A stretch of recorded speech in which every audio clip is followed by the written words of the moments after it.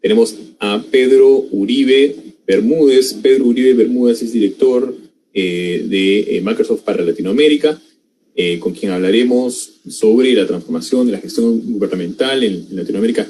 Bienvenido, Pedro, ¿cómo te encuentras? Hola, Giovanni, ¿cómo estás? Muchas gracias. ¿Cómo estás, Pedro? Un gusto. Muy bien, Leonel, ¿cómo estás? Gracias por la invitación. Gracias a ti por permitirnos esta entrevista y poder conversar un poco sobre en qué situación nos encontramos cuando hablamos de transformación digital y de la gestión gubernamental en Latinoamérica. ¿De qué estamos hablando? Yo creo que Latinoamérica ha venido avanzando, digamos, sobre todo los gobiernos. Mi responsabilidad en Latinoamérica es ayudar a los gobiernos a transformarse digitalmente.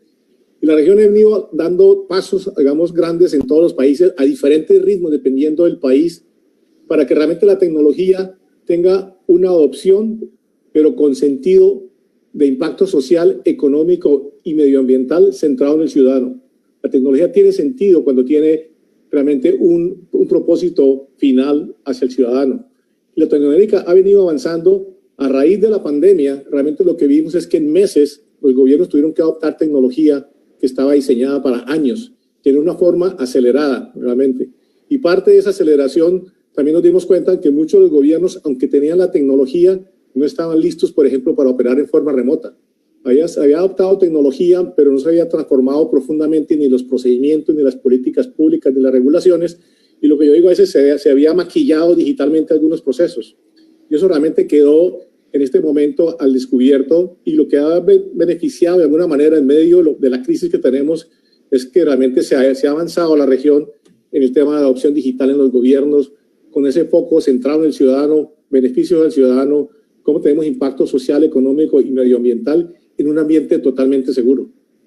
¿Y cómo impacta de repente ese maquilleo, como mencionas, Pedro, a la economía, el desenvolvimiento del Estado, digamos, en situaciones como estas?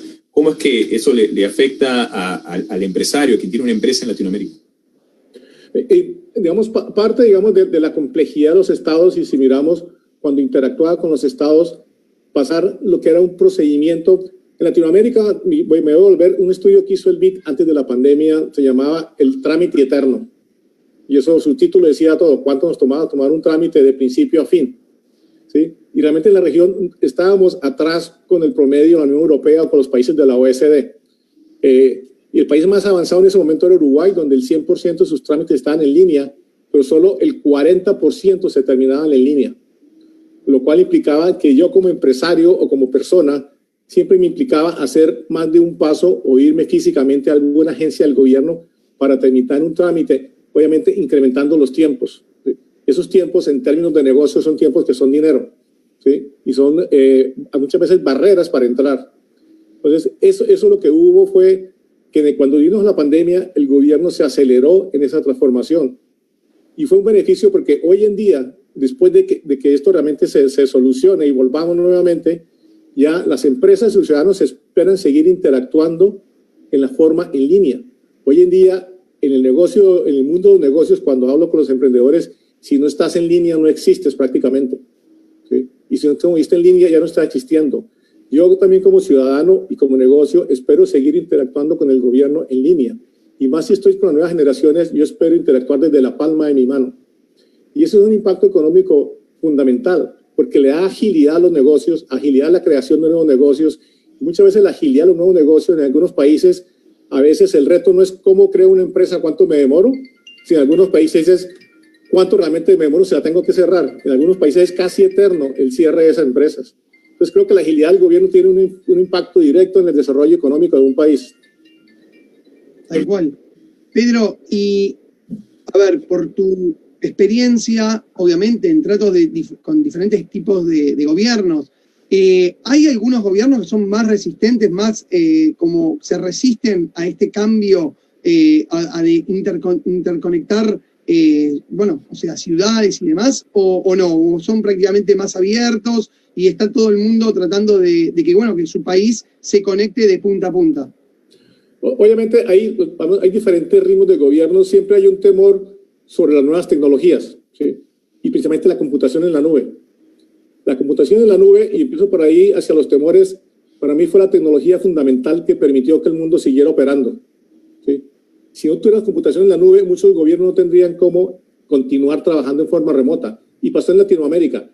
Había gobiernos que tenían grandes preguntas sobre la nube, si no es la nube, si era segura, si no era segura, qué pasaba con los datos, si se iban o no se iban del país. Y algunas regulaciones de ciertos países limitaban ese tipo de tecnología. Cuando vino la pandemia y se trabajó remoto, muchos gobiernos se encontraron que no tenían la infraestructura necesaria para operar. En algunos países las regulaciones no permitían el uso de esta tecnología y tuvieron que rápidamente adaptarla para moverse a la nube. Incluso en Latinoamérica había un país que por regulación no permitía telemedicina y tuvo que modificarla para irse a la nube. ¿Sí?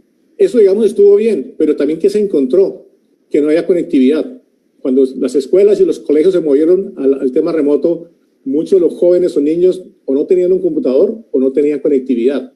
Y dejó al descubierto, la pandemia dejó al descubierto lo bueno y lo malo de la humanidad. En el tema de tecnología, obviamente avanzó, pero también nos dimos cuenta que los gobiernos, no todo el mundo estaba conectado. En ciertos, incluso en las mismas ciudades, si salimos un poco más allá de las afueras de la ciudad, hay ciertos temas donde no hay conectividad y no hay forma de que se conecten. Entonces, para mí, digamos, los gobiernos siempre han tenido, algunos son más cuidadosos que otros en cuanto a adoptar tecnología, algunos tienen más retos desde el punto de vista de regulación y de política pública, porque la política pública no estaba diseñada para adoptarla, y es donde se tiene que innovar en política pública. Dependiendo cómo un gobierno regule, puede acelerar o atrasar el desarrollo tecnológico de un país. Y nuevos modelos de negocio y nuevas tecnologías lo ponen en reto. ¿Por qué modelos disruptivos como Uber y Airbnb no encuadran? Porque la política pública no está diseñada. Tecnologías nuevas como los drones tuvieron que empezar a regularse. Ahora viene la inteligencia artificial con una serie de beneficios y de retos que hay que regularse. Todos los países, digamos, son cuidadosos, unos más agresivos que otros más diciendo espero que hay, pero creo que al final se dieron cuenta del impacto que tiene la tecnología en Latinoamérica y el temor principal era qué pasa con los datos, si realmente está el gran hermano revisando o no revisando, si hay algún tema de filtro de información, que eso no es cierto. Y se dieron cuenta que realmente no había ningún temor en moverse, sobre todo la computación a la nube. Sí, y como nos comentabas también fuera de cámaras, hay ciertos países que están realizando muchos cambios, reformas, órdenes desde el Ejecutivo para acelerar este proceso de transformación. ¿Realmente crees que se está, desde tu perspectiva, se está haciendo lo necesario o todavía estamos muy atrasados comparado a otras regiones del mundo?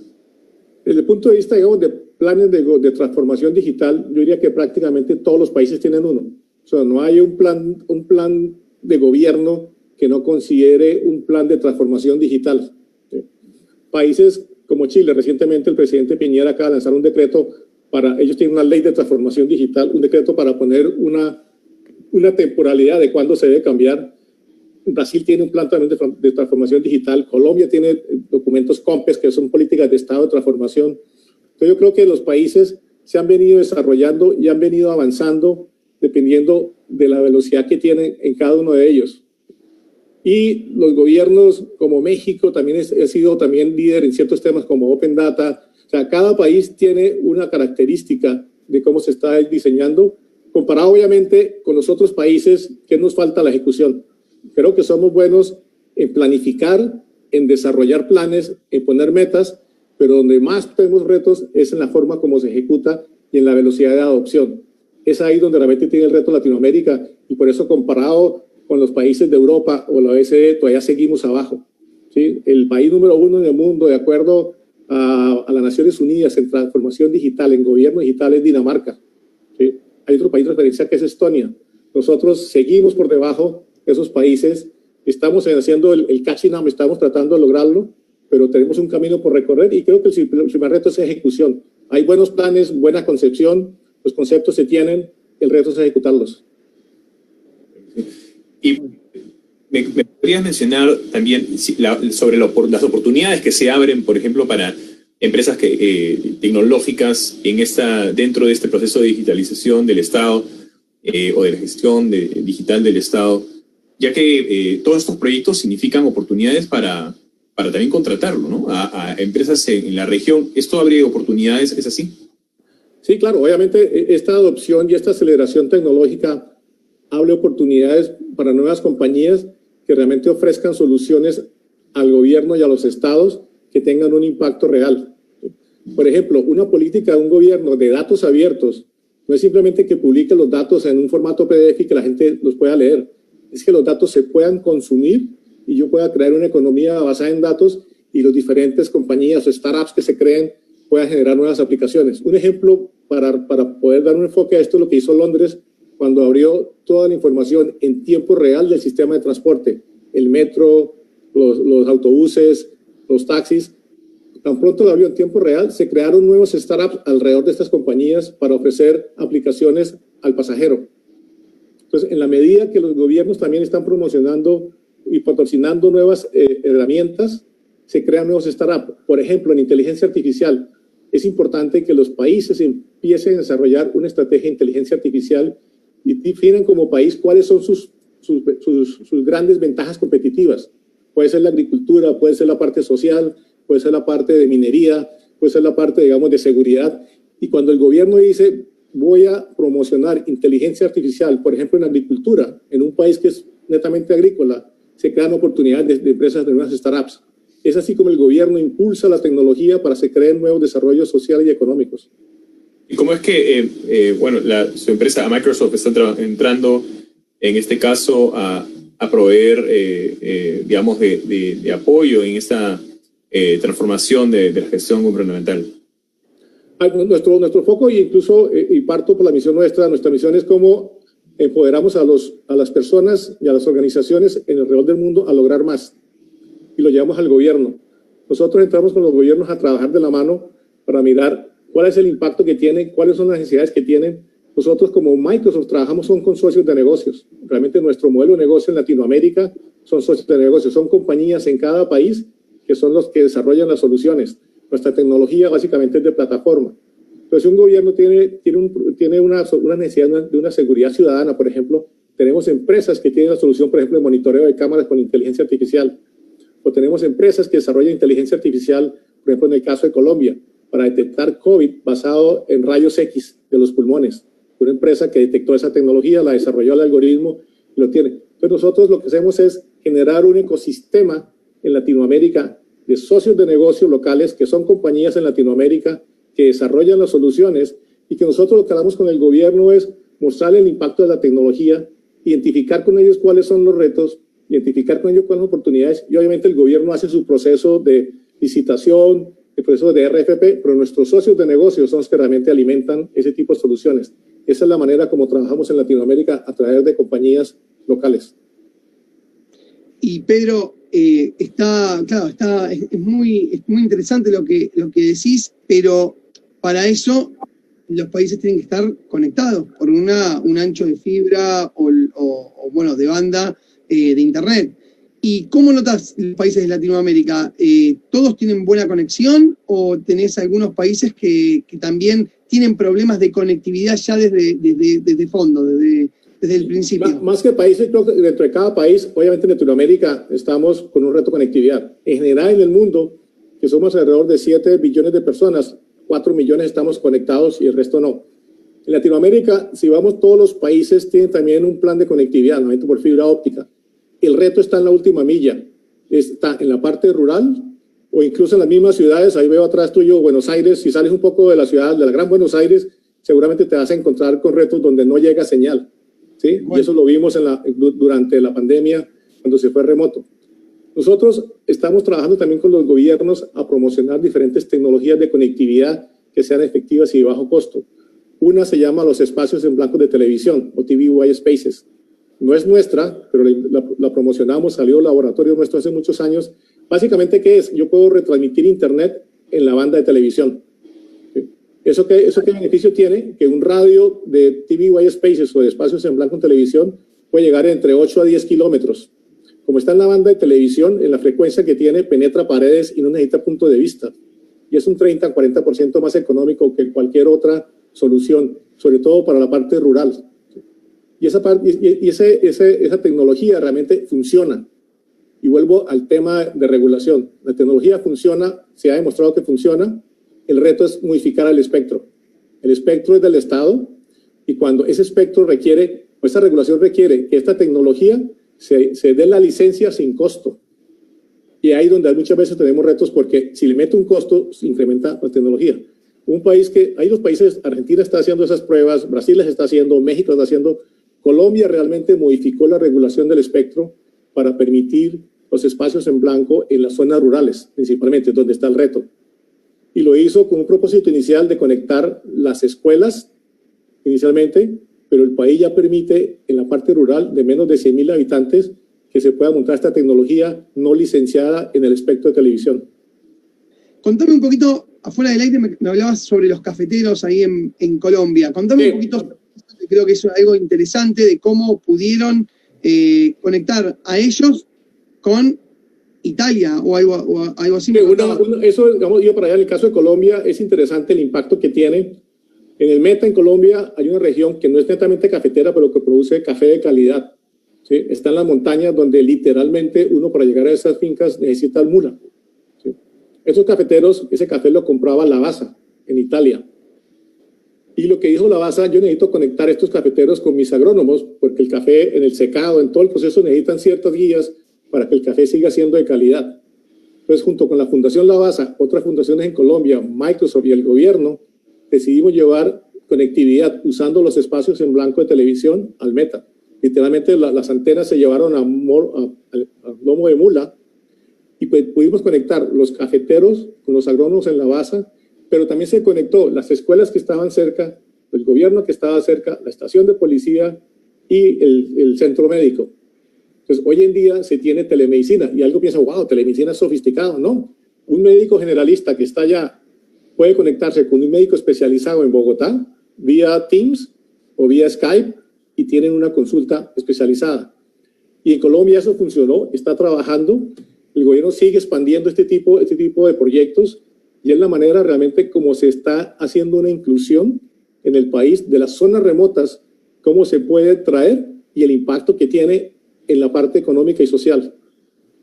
¿Cuál es la capacidad en ese tipo de tecnología? Porque imagino, especialmente hoy en día, que cada vez las páginas web, los aplicativos, todo cada vez requiere de mucha más, digamos, data, ¿no? Entonces, ¿qué velocidad se puede alcanzar con ese tipo de tecnología? Es un buen punto. O sea, esto no es internet, digamos, de 1K a 2K. Estamos hablando que podemos transmitir una película de alta definición. Sí, porque ¿qué pasa? Lo que hacen estos radios es que ellos miran el espectro electromagnético. Si ellos ven que está desocupado, combinan el espectro y pueden llegar a 20, a 30 gigas. ¿Sí? A 30 megas de velocidad.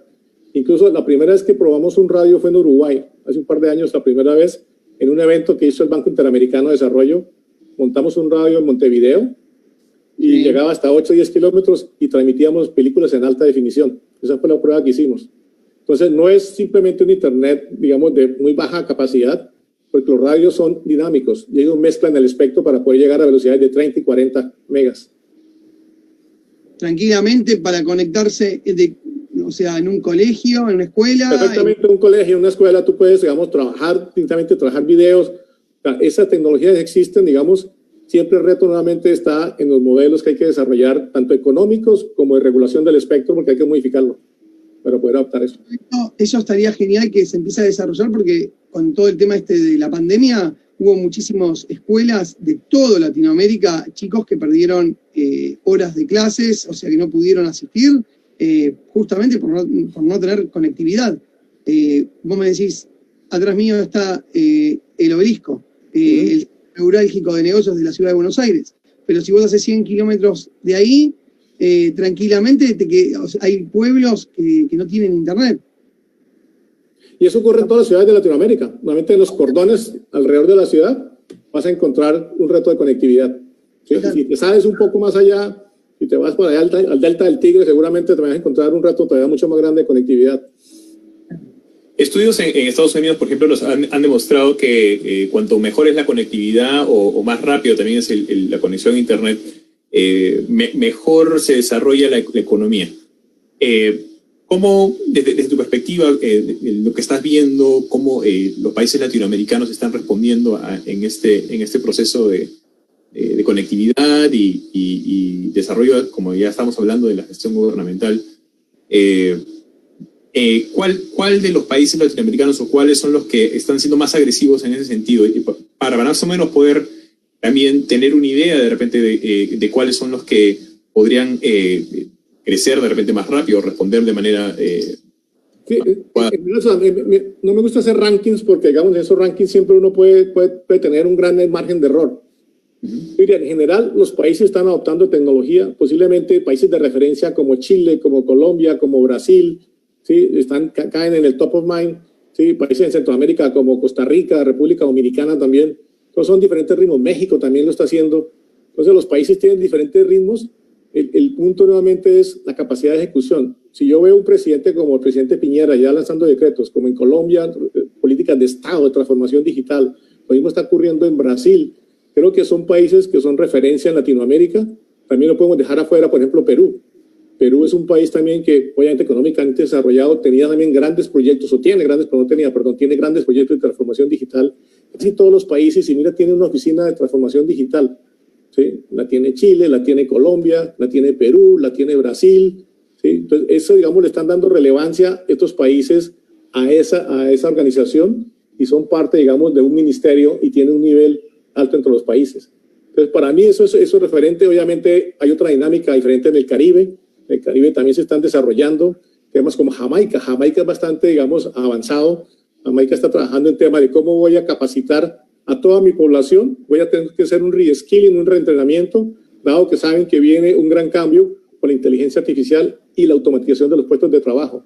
Y es una preocupación también que tienen los gobiernos. En la medida que están automatizando, dicen, sabemos que viene un impacto en la automatización y junto con el sector privado debemos pensar en estrategias de reentrenar a la población laboral, porque seguramente van a tener que cambiar de posiciones de trabajo, se van a crear posiciones nuevas que hoy en día no existen, ¿sí? Y tenemos que recapacitar y reentrenar a la población.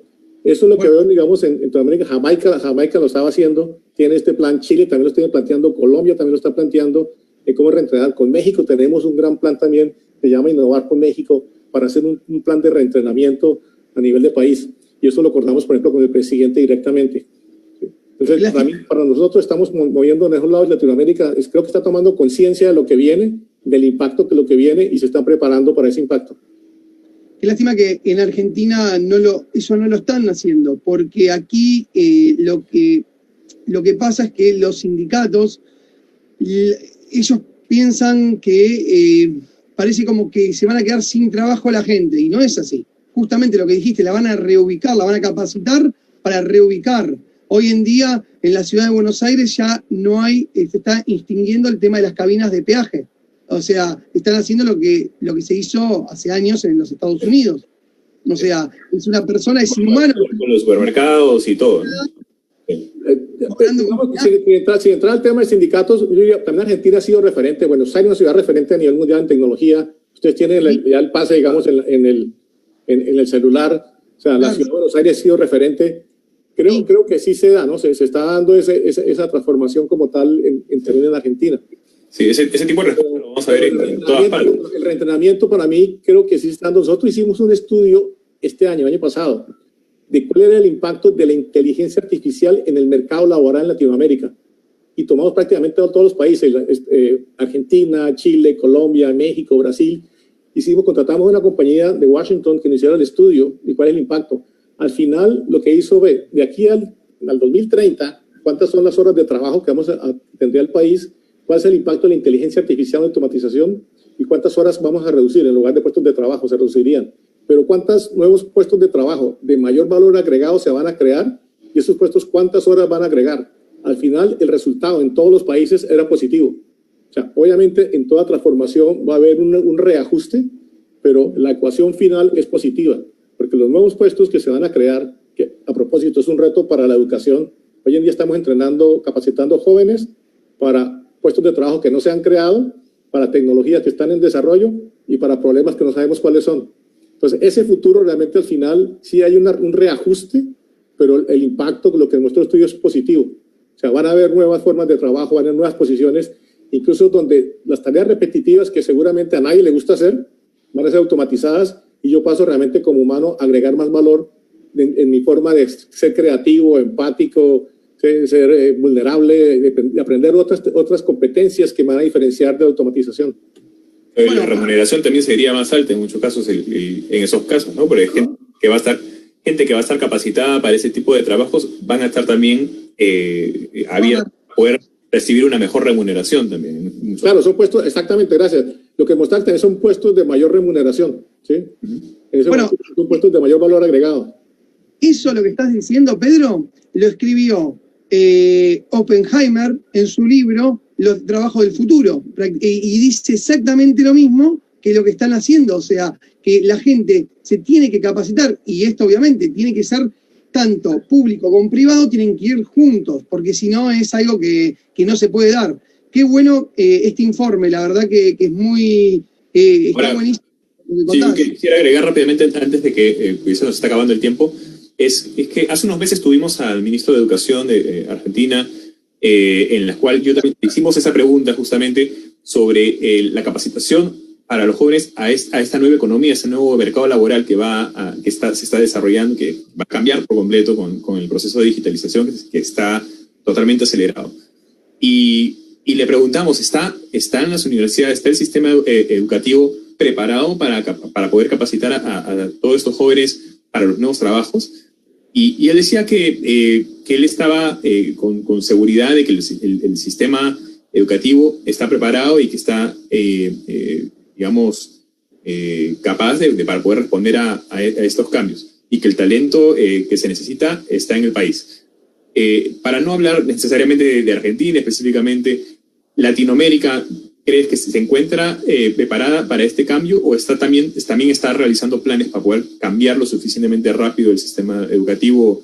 Ya es una visión mía, o sea, a mí si me toca el tema de educación me puedo gastar otra hora hablando, porque no soy educador, pero me encanta. Lo que he visto es que, porque he interactuado, sobre todo yo soy colombiano, y he interactuado con universidades en Colombia, me he invitado a hablar con 250 docentes, sobre todo mi universidad, ¿cuál es el cambio? Creo que todos son conscientes de que hay que cambiar. Todavía no veo el cambio realmente que hay que hacer. Todavía todos los métodos pedagógicos que tenemos no son. La universidad son conscientes, están buscando, como yo le decía a ellos, y un día casi me echan de una conferencia, o sea, a cada negocio le llega su Uber, ¿sí? Y un día los jóvenes están buscando microcertificaciones, EDX, Coursera, entonces online están compitiendo. Y hay un joven no se quiere gastar 4 o 5 años estudiando una carrera. Posiblemente va a haber un mundo donde yo genero una serie de competencias que me hacen flexible para un mundo que va a ser, que no sé cuál es, ¿sí? Lo que sí viene en esa discusión con 250 docentes es que obviamente hay una resistencia al cambio, es lógico, hay una conciencia que hay que cambiar, se sabe que hay que cambiar, y creo que ese cambio se va a dar. Posiblemente nos va a tomar un tiempo, pero las universidades ya son conscientes del sistema educativo, y yo sobre todo hablo del sistema educativo público, no tengo nada contra los privados, pero es que realmente la mayoría de nuestros talentos están en la educación pública, ¿sí? Y para mí es una que tiene que cambiar radicalmente. Bueno, como profesor de universidades, lo que vi, yo me crié yo soy generación Z, creo que es, el año 80, o sea, yo me crié con las nuevas tecnologías, pero yo lo que vi de mis colegas que son más grandes que yo, mucha resistencia a utilizar Skype, Teams, Zoom, mucha resistencia. Les mandaban cuestionarios por WhatsApp, ¿me entendés? O sea, muchísima resistencia, pero gente que vos decís, podés capacitarte porque realmente no es tan difícil, y hay un montón de herramientas que te capacitan, pero también resistencia a uno mismo, como a negarse a estas nuevas tecnologías. Es natural, o sea, nosotros por ser humanos, cuando estamos en la zona de confort, obviamente nos van a cambiar, nos resistimos. Pero como yo le decía a los docentes, si ustedes consideran que una clase virtual es montar esta cámara y hacer lo mismo que sea físico, no es. ¿Sí? O sea, tiene que cambiar la forma, porque yo a los 10 minutos al otro lado perdí los jóvenes. Ya están con el audífono por aquí, están con el celular acá. ¿Sí? O sea, las universidades fueron diseñadas para ser físicas, lo que se puede para estar sentados, ¿sí? Físicamente. Cuando es remoto, yo decía, el contenido lo puedo consumir en cualquier lado. Yo me voy a cómo genero contenido nuevo, cómo genero discusión y contenido nuevo en una clase para que me repitan lo que me tengo que aprender y memorizar. Eso lo consumo en cualquier lado. Entonces, la dinámica de una clase virtual tiene que cambiar radicalmente. Lo mismo, cuando vuelva a la universidad, no debería volver otra vez a recibir la clase del docente sentado, y los alumnos sentados recibiendo, sino cómo generamos nuevo conocimiento y cómo generamos nueva discusión sobre la información que ellos deberían traer y consumir. Tal cual, Pedro, me gustaría tenerte de vuelta, pero justamente hablando un poco de la educación y todo el tema de las nuevas tecnologías. Creo que sería muy interesante esa charla. Sí. Así que te agradecemos muchísimo por estar en el programa y bueno, esperemos contar con vos para futuras... Cuenta conmigo, Giovanni, gracias. Muchas gracias. Gracias, Pedro. Pedro Uribe, director de Microsoft para Latinoamérica. Qué gran... bueno,